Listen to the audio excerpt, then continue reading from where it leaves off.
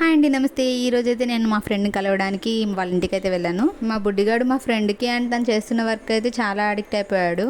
అంతేకాకుండా మా ఫ్రెండ్ చేస్తున్న బిజినెస్ చూసి నేను కూడా చాలా సర్ప్రైజ్ అయ్యాను.